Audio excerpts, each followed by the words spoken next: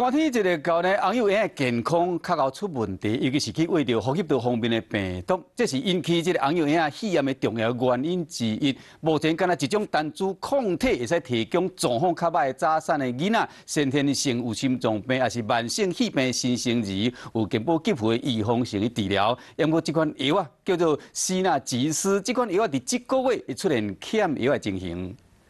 早产儿感染到这个所谓的呼吸道融合病毒它的发病率、死亡率比一般的足月小朋友要来得高了。那这死亡率的话，可以到接近10%。因为这个病毒的感染之后，它的住院比例啦，或它死亡率可能就会变成大大的提高。那这个我们也是非常担心的一件事情。